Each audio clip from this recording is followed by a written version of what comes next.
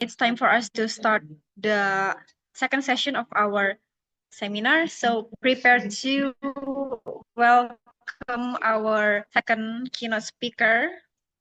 It will be Leonardus Hans Sebastian, an ASL semifinalist of World University Debate Championship in Vietnam 2024, Spain 2023, and Serbia 2022, EFL champion of Duxbridge Worlds and NUDC 2022, Adjudication Core of Argumentum Pro Amps Indonesia, IVET, NOVET, NUDC, KDMI, LDB, etc., and also grand final judge of Singapore International Schools Debate Competition 2024, Shanghai International Debate Open 2024, Japan Parliamentary Debate Union Spring Tournament 2024, Transatlantic World Schools Championship 2024, etc. Okay, so without any further ado, with the topic Advanced Adjudication Strategies, let's welcome Leonardus and Sebastian. Check. Hi, everyone. Good morning. Is this audible for everyone here? Check. Is this audible? Oh, yeah. Yes, Okay, you're cool. audible. Okay, thank you so much. Right. I'll share my screen first, and then we can proceed. Right. Okay. Good morning, everyone that attends this seminar. First of all, I saw Feliani's seminar just now. It was incredibly informative as well as demonstrative. I hope this session will not be worse. I hope it's at least on par with Feliani's seminar. But yeah, hopefully like right. So what I'm gonna discuss basically in this short session is basically the fundamental of judging, if I just want to make it simple. But the expectation here is not the usual understanding of what judge should be, like what you've seen in like judge briefing or debater briefing before tournament. But rather, I want to delve a little bit deeper in terms of what are the common mistakes that people do experience when they started judging. And to some extent, we do see some actually experienced judges might also fall into the same trap or the same mistake. That's actually quite common for everyone that are within the circuit. So hopefully, the output of the workshop that I'll give today is that you understand what truly it means for you to be a judge, not only judging in the sense of, oh, I judge this based on the experience of me within the circuit, but actually looking way further than that. Because one of the things that is unique coming from debating is that we always have our own style, not only style of speaking, but also style of judging. And that should be the uniqueness that each individual have when you judge a certain debate or judge a certain tournament. When you see a certain teams or a certain debater, you can characterize them as, oh, this team always bring up this argument, those types of arguments, and so on and so forth. Sometimes that's also can be true for judges. You can characterize that the judges are unique because probably they are more detailed in terms of like a simple principle argument compared to an advanced practical argument, so on and so forth, which is not ideal, but that's kind of the step that everyone need to go through before they able to become the advanced judges. But one of the things that need to be taken as a note or you need to pay attention fully on is that sometimes when you recognize the particular pattern from certain individual or certain judges, that's actually a learning point from you to understand. If judges A is actually very detailed in terms of like principal argument, why do that happen? Why is that happen? Why doesn't the same happen to, let's say, an advanced practical argument? What really is different from the way that the judges process or think? Because that means if you're able to understand what other people think, what other judges think when they're trying to argue about a certain argument, that gives you two benefits. The first one is as simple as you can learn and digest a more advanced argument that probably you cannot digest before or you cannot compare before. But number two, it gives you a leeway or at least a path to engage toward the panel in the room and try to convince the other panelists or the other judges in regards of your decision. Though all those things might not be ideal because that means each judges have a very subjective way of basically comparing teams. So what are the mistakes? That kind of is the one that I want to go a little bit detailed on in this workshop, and hopefully it helps all of you on basically going through your path on becoming an advanced judges as well in the future. So let's get into it.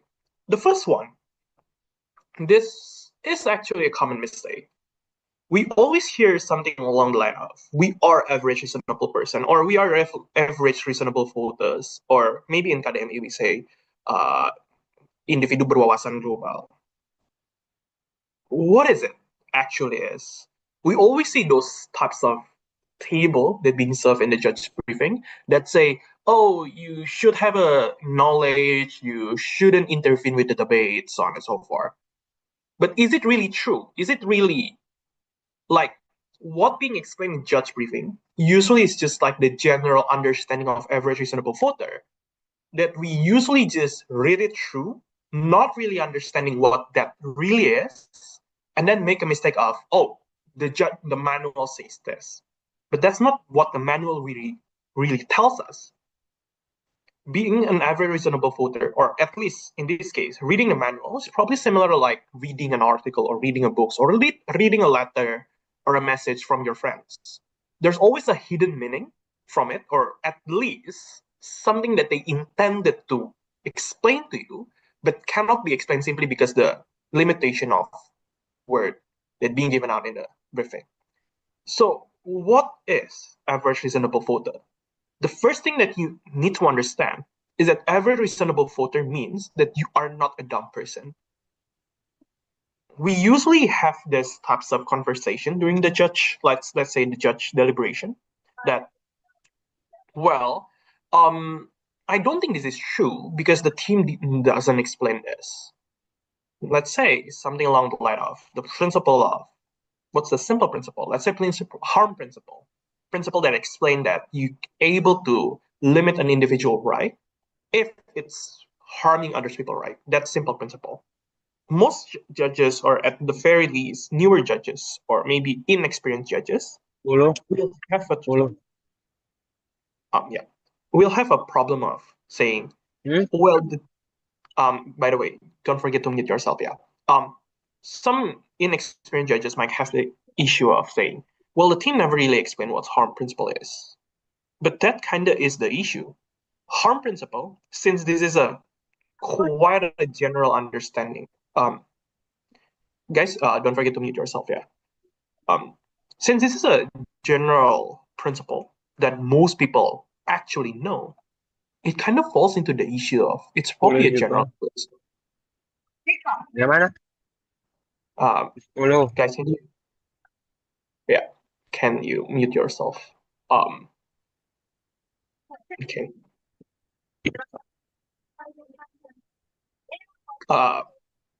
Aksani Tahwim, can you mute yourself? Okay, thank you. Right. So where was I? Right. So let's say a harm principle. Usually people say that, well, the team never explained this. The question that you should ask yourself is that, should the team really explain this? Or is it something that is common enough for people to understand that this is indeed a harm principle? Or a simple things like violation of human right. Do we put the same burden for people to explain what human right is compared to, let's say, harm principle? Both are equally, let's say, something that's common and generally understand by a lot of people.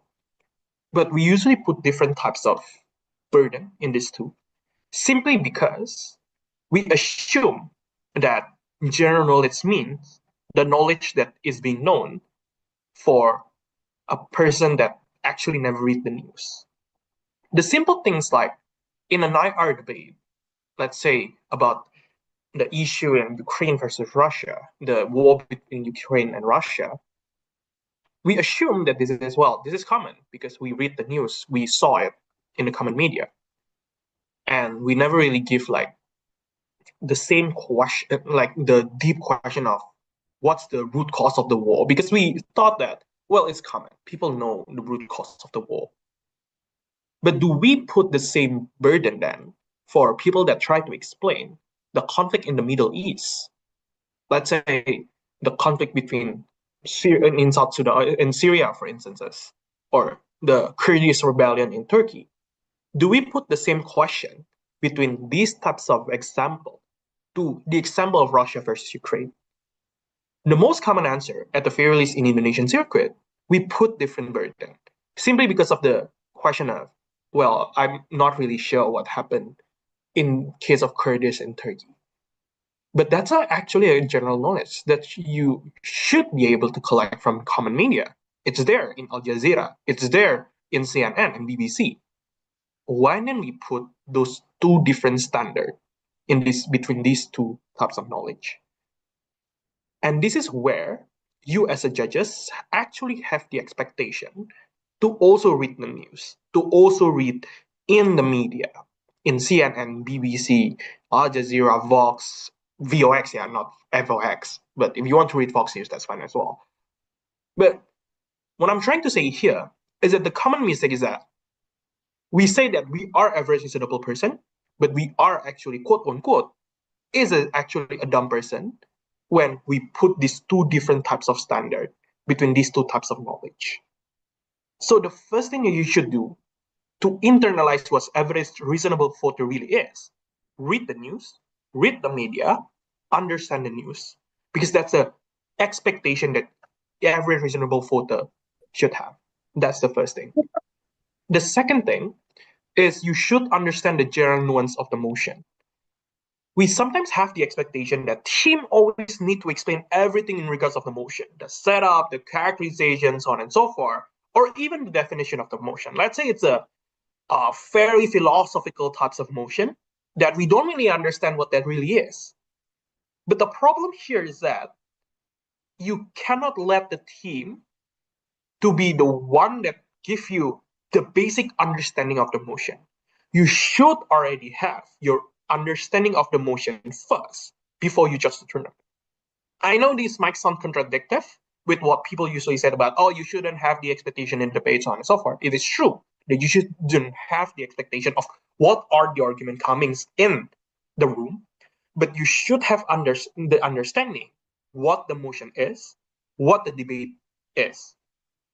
Because if you do not have this understanding at first, every argument can come to an emotion, and if it makes sense, you will say, well, it makes sense. The reason why it makes sense to you, because you are not understanding the motion. And that's also the second mistake that people usually has. Let's say the motion is about this house will oblige people, let's say, to pay additional taxes other than, let's say, income taxes or whatever that exists. If you do not understand the motion, let's say you do not read the context slide, probably you don't know what additional tax is. Maybe the context slide already have that particular explanation of what is the additional tax that's being explained. Or maybe it's just this type of the motion, this house rule. If you do not understand the types of the motion, let's say the type of the motion is policy motion, where government is the one that creating the policy. If an opening team comes into the debate explaining justification about why government have the obligation and have the reason to do this, or maybe justified to do this, you will always put that lower compared to the closing team that are able to bring practical point, because you do not understand the nuance or even the rules of this household motion, let's say. That's where the mistake comes in. When you don't understand what the motion is, or what the motion type and the burden of the motion, you tend to discredit a certain teams and make them lose unjustified through an unjustified means. It's simply because of your mistake of not understanding the motion. So two things: read the news, read the motion, understand the motion. The third thing is, contrary to general belief, you actually may step in. What does step in really? What is step in? Stepping in doesn't mean you intervene with the argument. So let the argument be. But what you can intervene is that the basic logical question. So if the motion is about this house will ban zoo, And the reason that opposition team, let's say government team, want to ban zoo is to solve world hunger. Maybe you can make the logical link, right? Oh, well, when we ban zoo, we have more animal in the forest where we can hunt and we have food on the table. And then we can end world hunger. In a logical way, that might sound make sense. But is that really an argument that makes sense or not? Lies into the question that you give to that particular argument. Keep the question live. Is it true in terms of the scale? Is there like that much of an animal that you can release from the zoo and can help give food on the table? Is it significant enough? That particular basic logical question is something that you might not be able to say, well, this does not make sense because I don't think this is true. But you can impose that particular question to basically explain why you don't think that is actually not true. And that is something that you able to do and you may do as a judge, as an every reasonable person or every reasonable voter. Because once more, every reasonable voter doesn't mean you don't know anything and you cannot think about anything. You're able to give those kind of basic logical questions. Now, what to do then during the debate? Simple. Listen and take notes. One of the things that people might do as a mistake is that one, you're not taking notes, you just listen, so on and so forth. Maybe you take too much of a notes, or maybe incomplete notes, getting sidetracked, and so on and so forth. First thing is that, and this is actually quite a trend that I do see. I hope this is not something that people that is within this room actually doing. Never judge two debate on the same time. Focus on one debate, do one particular role, be committed with it. Because it's not only about the quality of the judging that you give, but because of the responsibility of you as a judge. Imagine you are a debater being judged by a person that literally judging two debates at the same time. Do you want that? No, right? Let's be respectful. Judge one debate at one time. Never judge two, three, four, or even judge and debating at the same time. That doesn't work. Nobody can do that in a 80 to 100% accuracy. Your accuracy will go down to, at best, 50%, at worst, 0%. So getting sidetracked, please never experience that. Do not do that. Please focus on the debate. When you do, what you need to do is basically take notes. But never take too much of a notes. Never have incomplete notes. Always check for balance in terms of the amount of notes that you are taking. Why? Because what you do here is not just taking notes, but you listen. Listening means you are understanding what people say. You are understanding what the debaters say. Let's hear you taking notes about assertion, local context, like on the right side. Citizens should have the right to choose who know better about the area. I'm gonna be honest. This is not this is not what the speaker is actually saying in a literal way, but this is basically the conclusion and the summary of what they say. So one of the things that's actually interesting is that you as a judges do not need to basically do word per word of what the speaker said. If you're able to do that, sure, it's good. But you can always do something, like explain something, maybe in a more your way, in a more your own style way, that's still representing what the people or like what the judges really say. And that helps you to represent the argument in the most correct way. And that's actually is a lot of problem for, especially for some judges, where they take too much note, but at the end they misrepresent what the speaker say. They take incomplete notes at the end, they misrepresent what the speaker say. So remember, what you need to do is just taking notes, understand what they say. That's it. Never misrep, so on and so forth. And remember, when you think about what they say, you don't need to thinking about like, oh, what's the constructive then? No, you are judges. You're not coaches.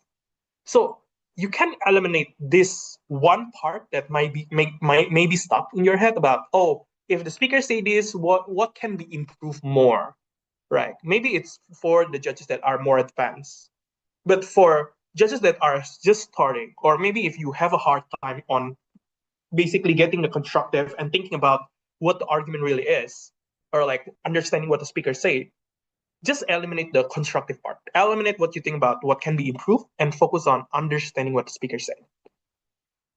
So what to do next? First thing is that before the tournament, remember that before the tournament, you need to always refresh your memory, look out for rule changes, and keep updated with the new debating trend. This is a reminder for everyone here to always watch, listen to judge and debater briefing. Because in the judge and debater briefing, one, you can always look into some rules that you might forget as a judges. Maybe you forget about what's the rule of dishouse regret. Is it true that the counterfactual is obligatory or not? Maybe it is not, maybe it is. I don't know. You need to watch and read the debater and judge briefing to help you. Number two, look out for rule changes. The most infamous, but rather forgotten rule changes happens in Academy 2024. In 2023, this House regret, or Dewan ini menyesalkan, oblige you to bring counterfactual. In 2024, it does not oblige you to bring counterfactual. Why do nobody really understand that changes? It's because nobody reading and watching the judge and debater briefing. And that's kind of where some debaters is actually losing in a round, because the judges who read the briefing state, well, the counterfactual is not obligated anymore. So it's just nice to have, but you lose because that's not the main burden. So in 2025, I think it's getting back, the counterfactual being obligatory now. So I hope you read the changes. But some other changes comes to things like, oh, this house predicts or this house hopes, which is our new thing as well. And the last thing, obviously, during the briefing, the CAP, the proper CAP, will always bring something up about what's the recent debating trend that is actually concerning, i.e., maybe in the recent years, it is far easier to win as a closing team. Maybe that's what the CAP tried to explain in the briefing. Remember not to, let's say, not to give too much of a credit for a closing team. Maybe it's new, but to what extent it is new, so on and so forth, right? So please remember that. The next, obviously, is doing the judge test. Remember to do the judge test. If not, your score is 0 and you start as a trainee. Remember, just a bit of pro tips. Your score in the judge test is actually giving the first impression for the CAP. If the CAP see a lot of potential in your judge test, you will get a good chair, you will get a good room, and you will have a good panel. And that means your discussion and your decision will be more and more precise. You will get more experience and better experience in the process as well. Now, how to do it?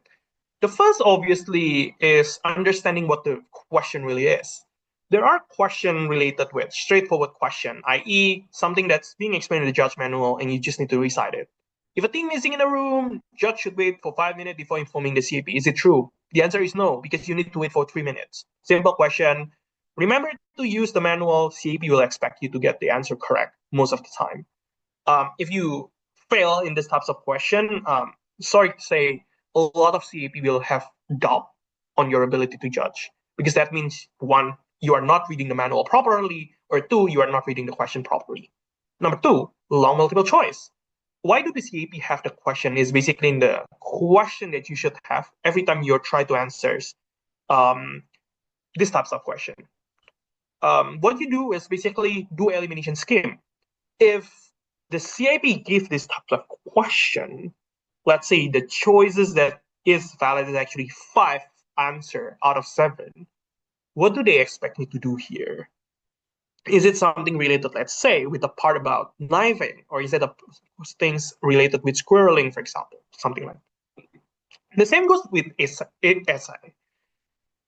But one of the things that's quite unique here is that remember that CAP are also human. We have a low attention span due to TikTok, Instagram, and basically our phone. So be as concise as possible. Use keywords from the manual, do bullet points if needed. It really, really helps the CAP to give you high score when you try to answer the essay question. The quick example of this for the quick essay question is about this house will legalize drugs. OG said we will only legalize drugs for medical use. CG said we will legalize all drugs. Which one should be valued higher? The simple question, the simple answer here is basically to just answer CG, because CG debate the motion, the full motion, while opening government limit the motion unjustly. And in the manual, they say you shouldn't have the ability to limit the motion in a specific time or in a specific use unless it is being specified in the motion. That's it. That's what the CAP intended you to answer. And hopefully what you do here is take a look in the manual, which part of the manual say it, and basically just recite the manual and say, the manual say that you, as a government team, you are not allowed to define the motion and limit it in a specific use unless it's being specified in the motion. And since opening government did that, and closing government is actually taking the burden for all types of use of drugs, meaning that closing government is debating in a more broader scheme and in a more correct way to interpret the motion. Something like that. After you do judge briefing, obviously what you do is evaluating the speakers, doing the debate, so on and so forth. How do you do that? The first one is basically the burden. Start with the motion burden before self-imposed burden. I will explain self-imposed burden later, but let's talk about motion burden first. The first thing that you just need to understand is that there are burdens that are being given in the motion. Specifically, let's say, the types of the motion, the fiat of the motion, so on and so forth. Some example of this is basically motion fiat. So the easiest example of this is that in a dishouseful motion, the fiat is that government team able to pass the policy and opposition team cannot debate about, oh, the policy will not be passed by the parliament. Something along that line. Or maybe there are other fiats that being explained in the motion, like, let's say, with the benefit of hindsight, this house prefer Indonesia to be like federalist government or something like that. Maybe one of the things that you can say here, that you cannot say as an opposition team is basically things like, oh, it is not feasible because people back then do not understand the consequences right now. Well, the motion literally say with the benefit of hindsight. So you as the judges, if you face the team that do that, as let's say as an opposition team, it is allowed for you to say that they are actually debating the motion fiat, which means that the argument doesn't have any value or contribution to the debate. That's the first thing. The second and third, basically the third one I already explained before about validity of debate context. The second one probably is the more interesting part, the validity of the comparative. Let's say this house regret require this house, let's say the motion about this house regret, it always requires counterfactual, but to what extent is the counterfactual is actually valid is the question. So in a dishouse regret motion, specifically, you ought to bring counterfactual, but you need to explain the likelihood of that particular counterfactual. So let's say dishouse regret going into university. You cannot bring the counterfactual. Let's say it's me in opening government. I bring the counterfactual something along the line of, well, we regret going to university. The comparative will be we are becoming the Ministry of Education. That's a counterfactual, but that is not valid because there's no likelihood of us being in the Ministry of Education, being the Minister of Education. So the motion and the manual say you need to explain the likelihood. And if the team never explain the likelihood, you can penalize it and say, well, I cannot bring that. I cannot use that as a counterfactual because there's no likelihood of it. The same goes with, let's say, this house prefer motion. This house prefer a world where, let's say, this house prefer a world where, let's say, marriage is a norm, something along that line. Sorry, marriage is not a norm. Let's say something like that. So this house prefer a world where marriage is not a norm. Opposition team cannot say that we prefer a world where marriage is a norm, but only ideal marriage. You cannot do that. Why? Because the manual said in a this house prefer world motion, the comparative need to be status quo. So if you see a team doing that, you can obviously say, we cannot take that comparative because this is not valid. So this is where I'm trying to explain about when you can intervene as a judge or when you can step in. This is some of the example that stepping in is actually allowed and is actually good for judges. Second one, let's say motion verbs. In disaster-prone area, this has really replace all, blah, blah, blah, blah, blah. The keyword is basically replace all. So opposition team cannot come to the debate and say, we won't vote. We will not replace all, we'll replace something that's unproductive. You cannot do that, obviously. The second is this house will invade Afghanistan. If you do notice, the motion is not about Afghanistan. It's about invasion. So the main burden of the motion is not about what's better for Afghanistan, but actually what is a good invasion, whether or not invasion is actually justified because it is a this household motion, and to what extent the invasion being done, if it gives a benefit, can be counted as a good invasion or not. And that is the usual common mistake that actually people do. Because some judges will have the question of, oh, what's better for Afghanistan? Come on. The motion first never said this house as Afghanistan. The motion said this house will invade. So the motion is about invasion. And I hope everyone here understand that. Yeah. The third one is basically the keyword of the motion. Sometimes you will have motion, this house support, you already understand the motion type, you already understand the verbs, but you forgot the keyword. Support the norm of encouraging the use of radical honesty in a romantic relationship. The motion is not about whether or not radical honesty is good. It is about having it as a norm.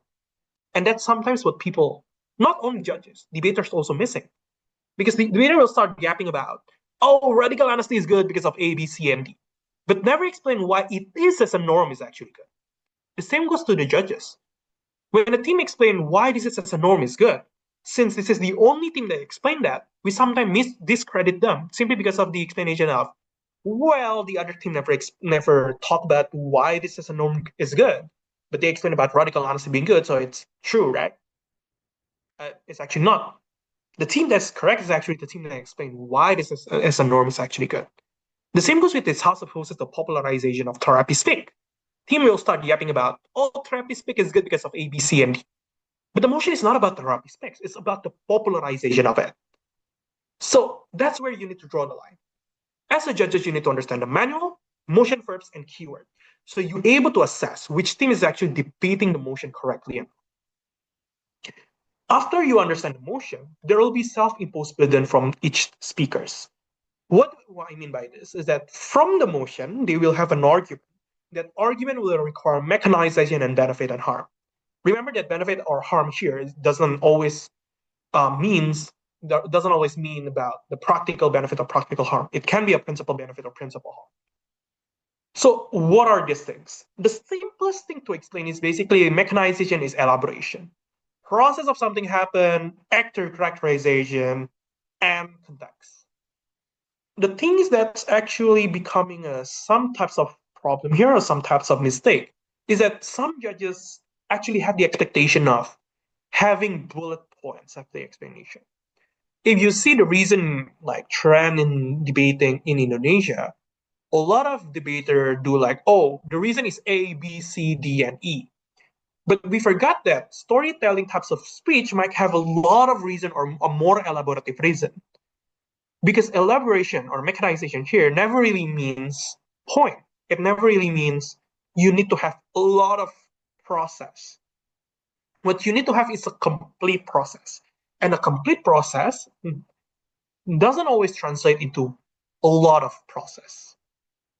A quick parallel for this is basically if you try to make let's say a fried egg, you just need to crack the egg on a pan, cook it, and that's done.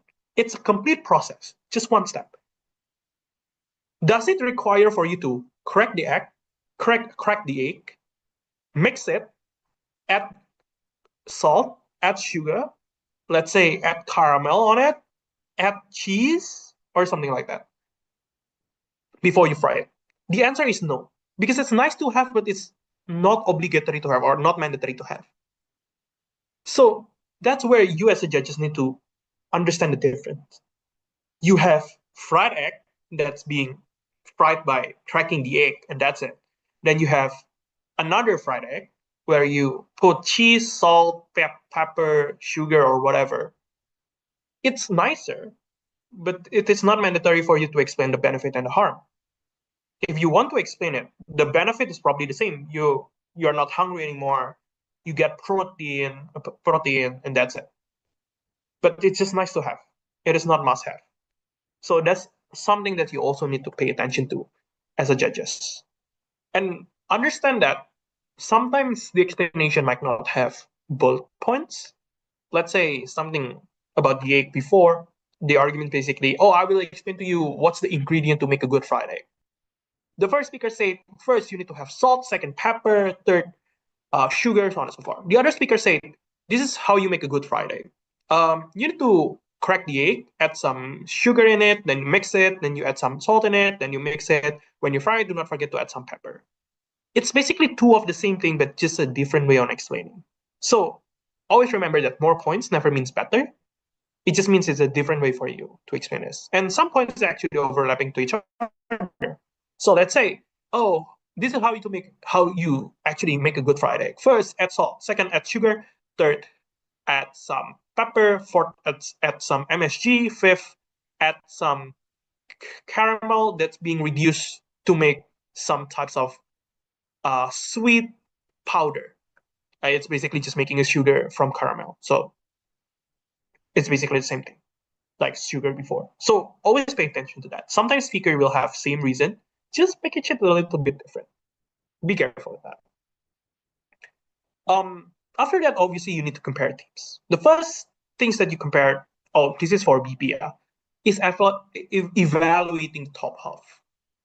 Ideally, you always have to come up with call, or basically who wins between the top half after DLO speech. This means, like what I said before, since you are listening while understanding what the speakers say and thinking about what they say, it means you need to have an active comparison between speakers while they do their own speeches. Compare by points, take into account what engagement does to a point. And this is where you need to understand what the speakers say really.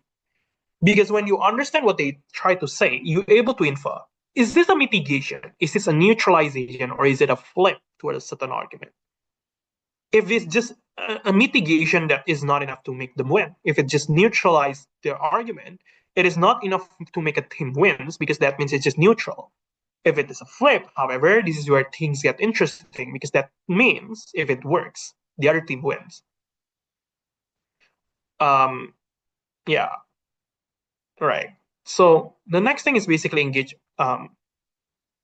So I don't know why someone annotate on my screen.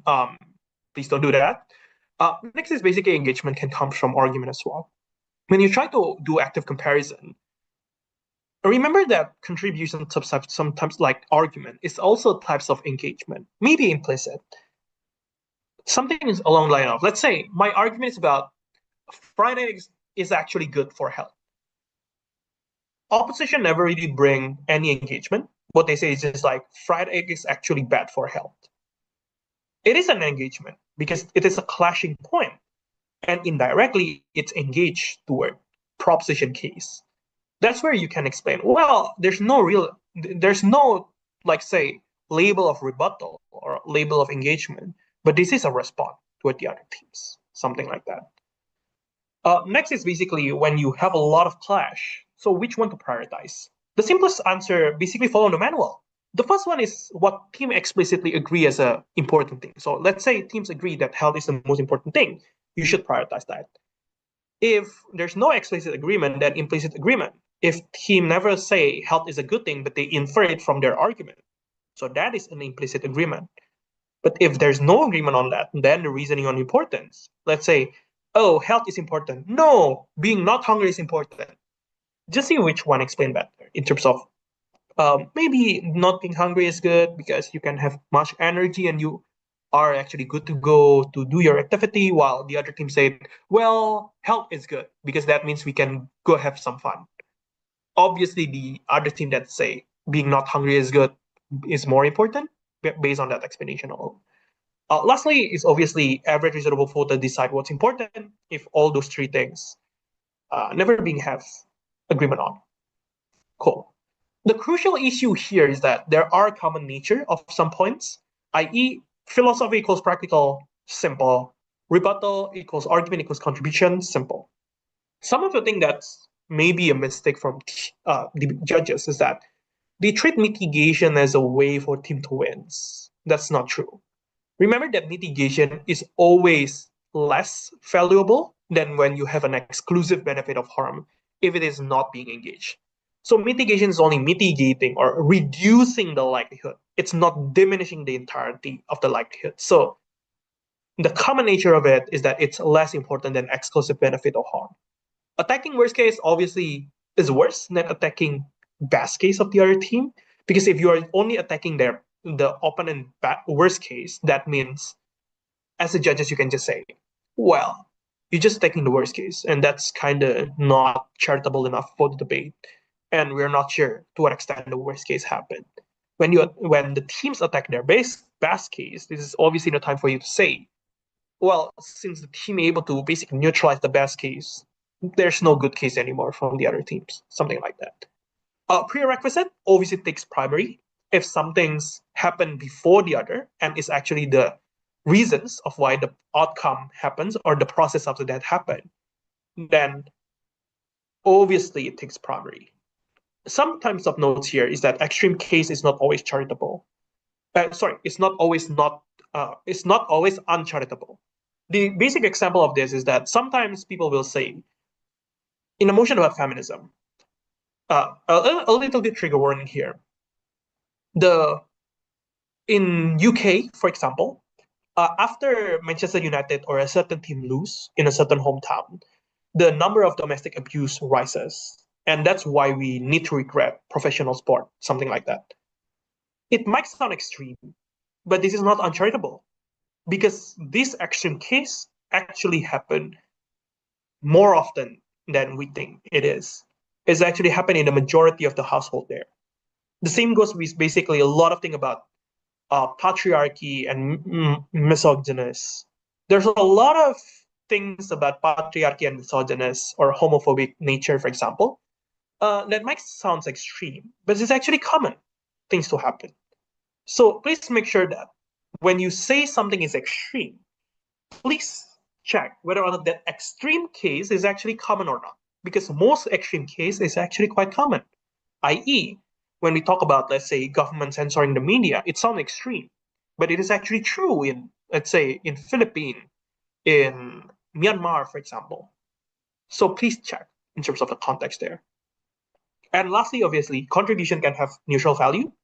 If you contribute about, let's say, oh, we need to make fried egg because we need something to do in our house, that's a neutral value argument. There's no contribution in terms of anything. Next is basically evaluating the closing half. The simple explanation on this is basically everything can be counted as an extension, new argument, new example, new explanation of an existing argument. Even rewording of previous claim can be valued as a new extension.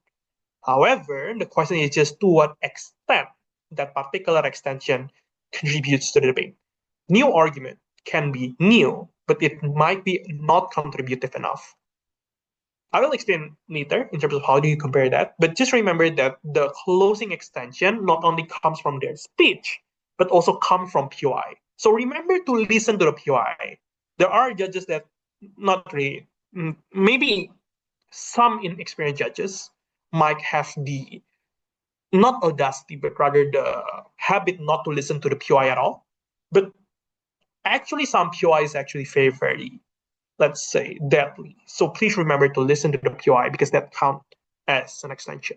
How do you compare that? How do you compare that is true meta debate?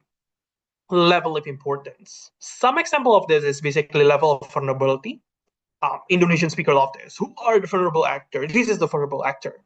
But that's actually not the only way. You can talk about scale or impact. Oh, well, we protect more people than closing government. Even though they are not the most vulnerable, maybe it is still something that need to be protected. This is actually the same, let's say, the same dilemma about the majority versus minority. A lot of people always say that we need to protect minority because they are being, trivialized, being taken down by the system, so on and so forth. However, do we have the explanation of what the minority really is? I mean, if the minority is the top 1%, they're a minority, but do we need to protect them? So something like that. Always remember that scale never really means anything if you never really explain what scale really means. Yeah. Next is obviously relevance to the actor. Whether or not it is relevant to the actor, who are the actor, something that you should have the answer on from understanding the motion types. This has S, for example, this has world. Who are the actor? Is the actor government? Is the actor other person? The last thing, obviously, a priori or prerequisite, something that we have go through previously. And something about level of importance is that you always need to understand that the level of importance maybe is similar. And in some way, the way that you need to assess the level of importance is similar on how you should assess an argument. It should be proven. It should be explained by the team. It cannot be just said they are the vulnerable actor. But why vulnerability is the metric that we should take to compare the team? Why shouldn't be scale, for example, be the the tipping point? Why shouldn't the relevance of the actor be the tipping point? Please be critical with that, because a lot of debater right now always say these are the vulnerable actor, but never explain why we need to care about the vulnerable actor. They always say about protecting the small one, but why is that the most important thing in the debate? Why we cannot protect basically the middle class that might be not the most vulnerable, but the most in terms of the amount, maybe are vulnerable, but not as vulnerable as, let's say, poor people, for example, or something like that. So that types of question is something that judges should have when they try to compare teams and try to compare level of importance. Some last things is that basically closing team and the burden to win. Closing team never have higher burden to win. Judges should actively compare and not always expect them to always spoon feed you with everything. When you expect them to always spoon feed you about, let's say, the comparison, let's say the framing, so on and so forth, that means you are not a good judges. That means you are having a huge opening bias. A good closing extension can fulfill some burden better than their opening. And as a judges, you can just say, well, they win because they fulfill the burden better. You shouldn't expect them to always say why this extension is better than the opening. If you already understand that it is better, then you have basically the right to say it is better. In a tie call, probably closing have higher burden to disprove their opening. But always remember that opening have equally important burden as well to basically prove that they are important in the debate. So in a scenario where opening have equally important argument with their closing, probably closing have higher burden. But in a case where opening never explain the importance of their argument, and you do see that probably closing have a more important argument, or the closing team able to explain they are more important, then closing team should win. So remember two things from here. First, never expect the team to always spoon fed you. Think first, compare first. Is it fulfilled enough? Is it more important? Then you see whether or not the team explain you that. If you cannot get the conclusion from the first part, but in the second part, the team able to explain that to you, that's when you are on a good track to basically explain the comparison. Next is basically recency bias. Similar with the opening bias, you takes everything that closing said as true, and this is basically the opposite of opening bias. Remember to when closing explain about the importance of things, that doesn't mean the team fulfill their burden and that's it. That means you need to compare the particular level of let's say a level of importance toward their opening. If their explanation exists, does it respond toward the previous claim that already exists in the opening team? Or is this framing is independent from basically every single argument that being explained by the opening team? Remember what I said before. Opening have also equal burden to basically show that the argument is important. But that means if the closing team explain why their argument is important, you need to compare. You cannot just say, well, closing already said this. Or if the closing said an argument that's actually good, you need to always compare with the opening team. Whether or not that particular argument already respond to the argument coming from the opening team. And this is where what I said earlier about thinking while listening is important. Because sometimes the new argument from closing team is actually not responding enough or is already being prevented by some argument already being explained by the opening team. So you need to understand that and see whether or not that particular new argument is independent from the unresponded claim that they kind of miss in their particular speech. How to deal with it, use notes, evaluate the validity of the frame, and evaluate the POI. And remember, this is the last thing. Being a judge means that you are a balanced scale. When you come into the debate, you are balanced. Something like this line. You always need to be a balanced scale. When a team able to explain a good argument, it goes something like this. Mitigation probably only make the lean of the balance scale goes slightly back. Neutralization do something like this. Flip, is flipping the scale. You need to always be a balanced scale here to basically every single teams. If it's opening versus closing, when an opening bring a good argument, the scale goes like this toward the opening. When a closing team brings some good argument, it's mitigate the opening value. But remember, what makes closing teams win is when either the explanation is good enough, better than their opening, or the things that they are talk about is probably more important in terms of maybe scale, maybe importance, maybe everything. But the thing is here is that sometimes we forget that we are a balanced scale as a judge. Sometimes we just say, well, the closing team already said this. Sometimes we say opening team already said this, but we never try to weigh it out. We never really try to compare this. The same goes with this image, the infamous question of if a 1 kilogram steel versus 1 kilogram of feather being compared, which one is heavier? Maybe judges that are not attentive will say, well, obviously steel, because steel is heavier than feather. And that's the usual thing that's actually happened, the common things. Oh, team brings 7 points. They are more important. No. Sometimes the 7 points is equally important when we try to compare to 1 point. Maybe that's actually true. So please remember that. I think that's it. From what I can explain, basically in today's workshop, seminar. I think right now I'm gonna give the floor to the moderator to basically give the floor to basically any question if there's any.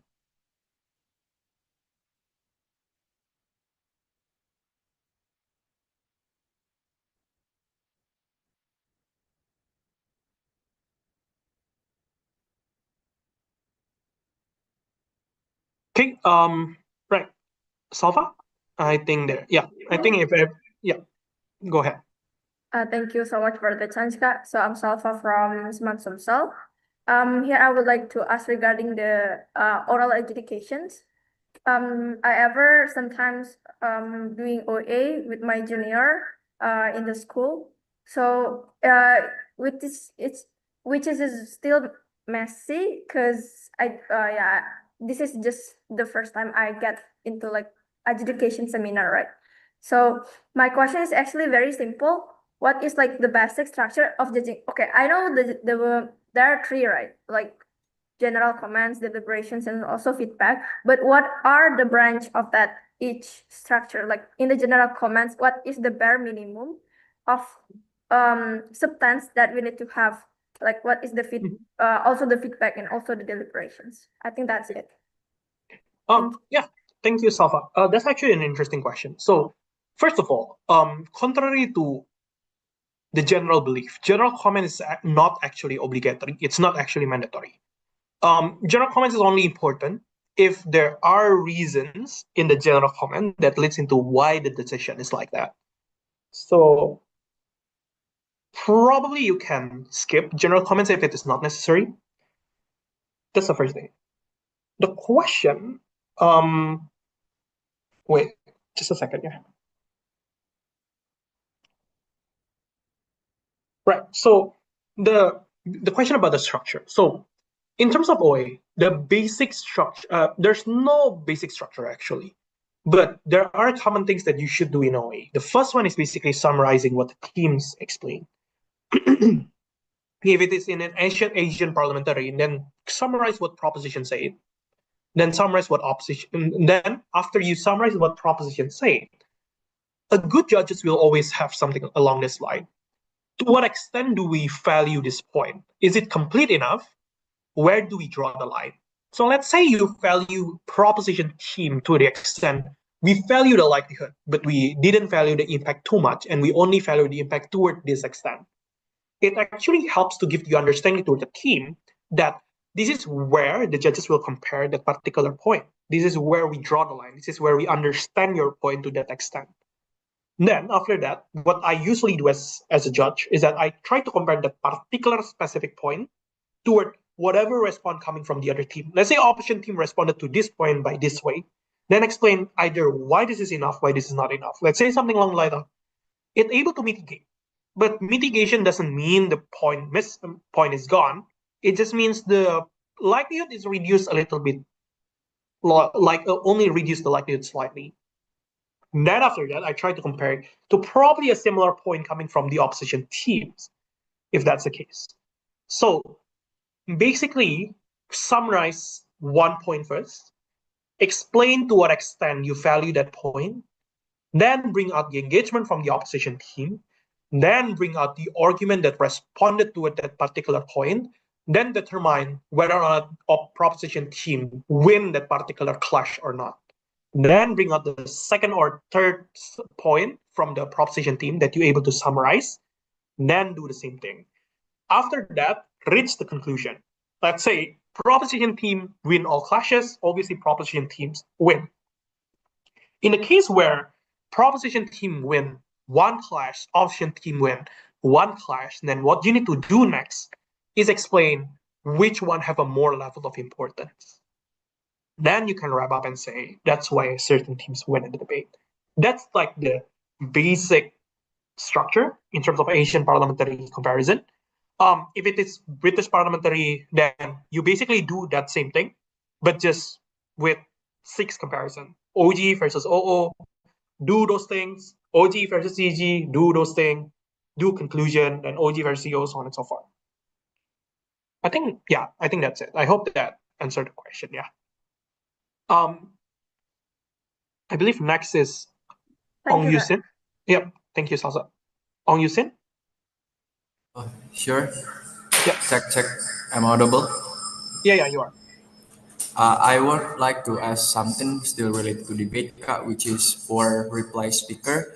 Honestly, until now, I ain't know specifically about what are actually the things that I gotta put inside of my reply speaker speech later. And as I know that what I have to put is that the conclusion and so on, what like proposition throw in the debate and the response from the opposition and what the proposition or opposition failed or success to prove in the debate. But I think specifically it'll be better from you, Kak. Thank you. Okay. Thank you. Is it Ong?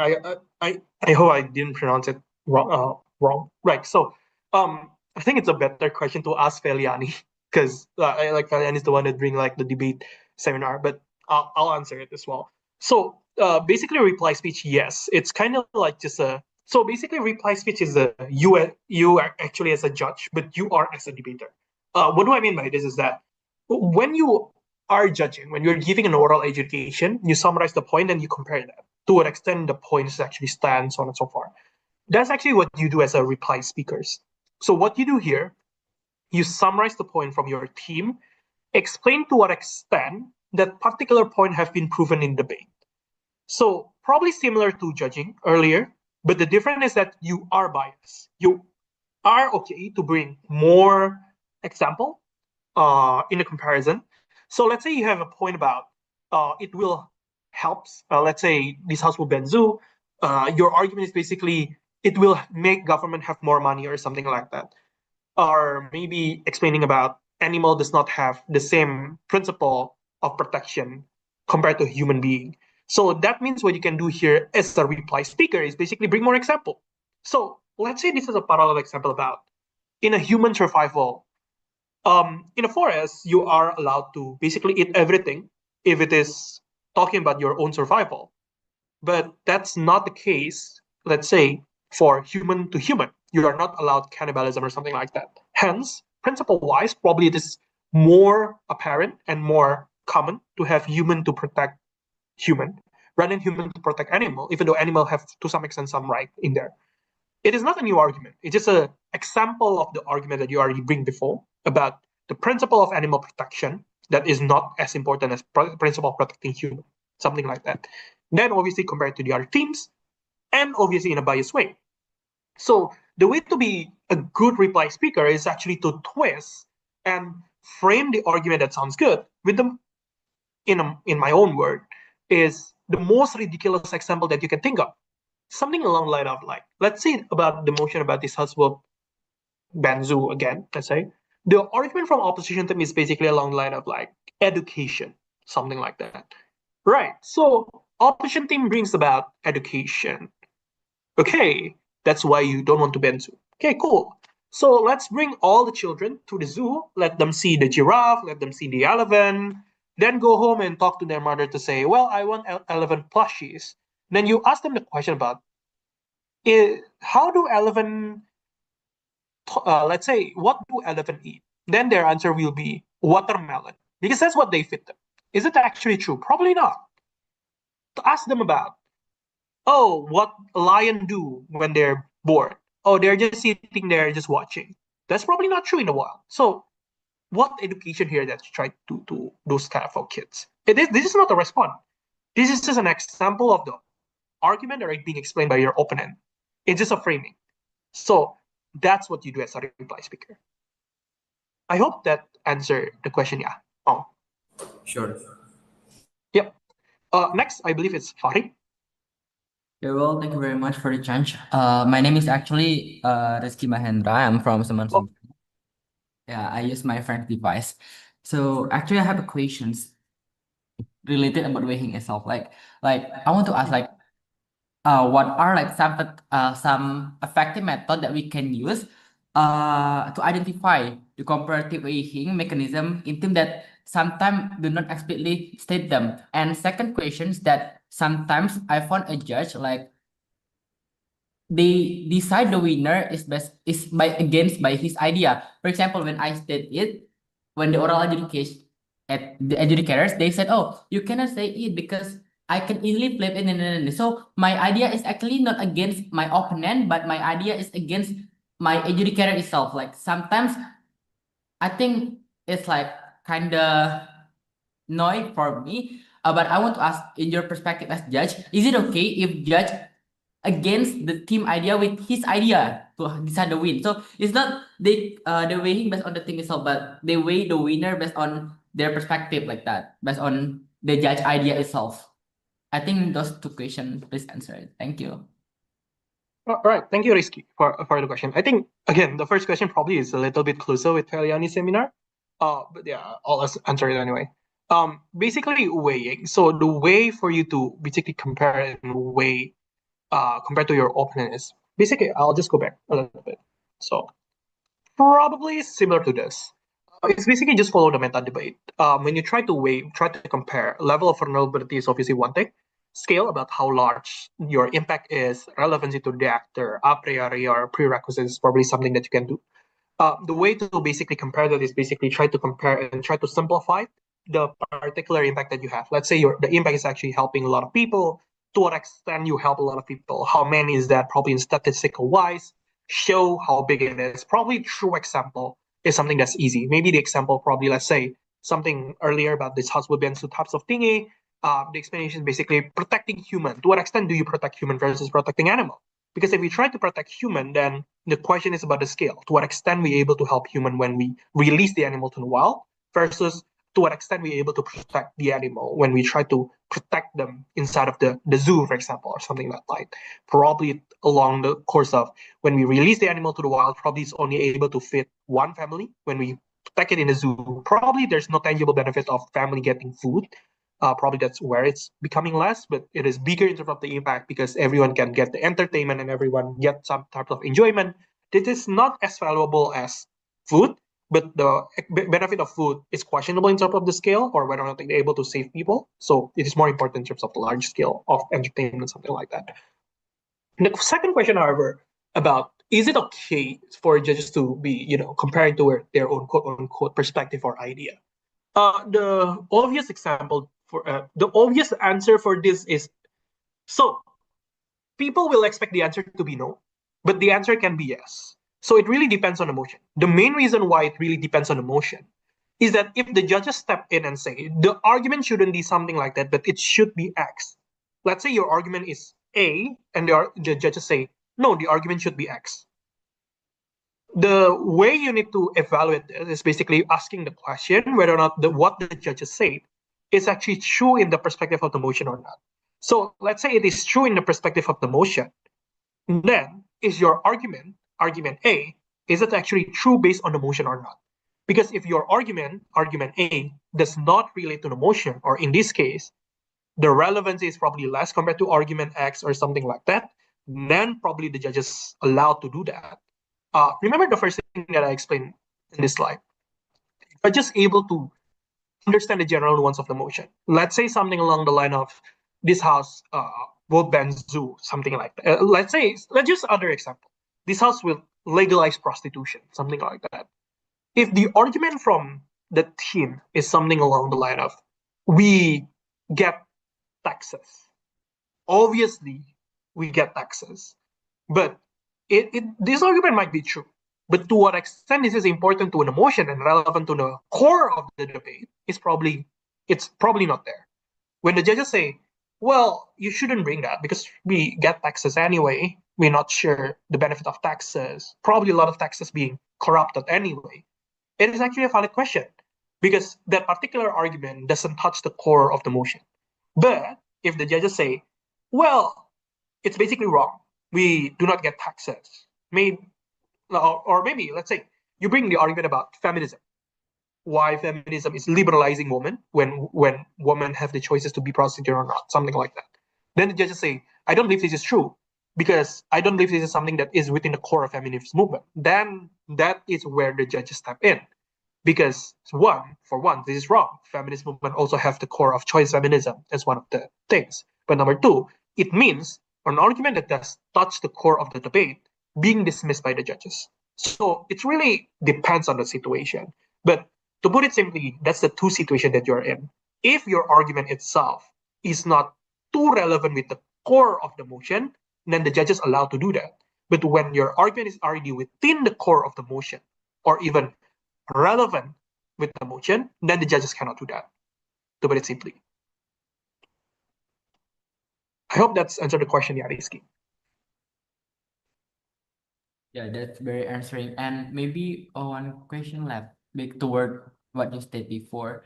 And how was like our reaction that we need to do if we meet this kind of judge that actually rebutted our idea?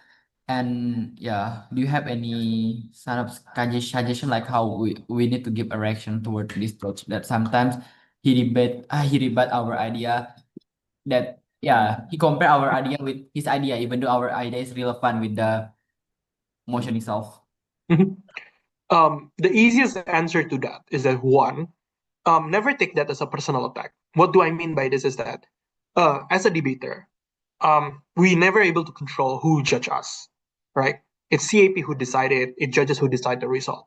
So what I probably do as a person is basically just listen, take that as a notes, as an input, probably something that I will, take as a points of improvement, something that I might say like, oh, maybe that argument is true. So how do I integrate that in the future, something like that. Number two, obviously you are salty. Obviously you are angry with the result.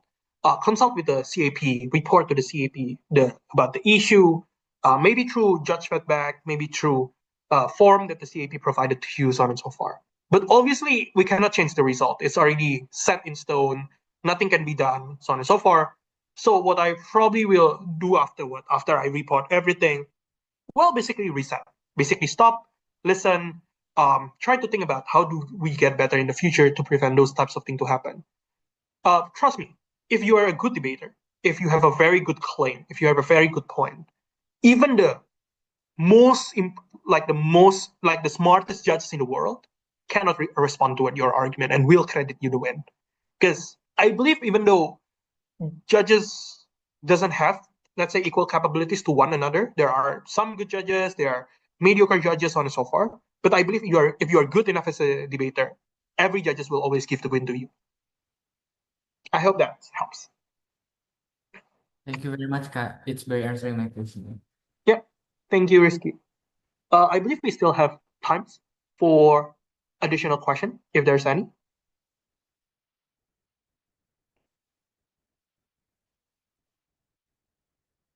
Maybe count on a little bit, like 1 minute, the last 1 minute to ask a question. If there's none, I don't think there's more question.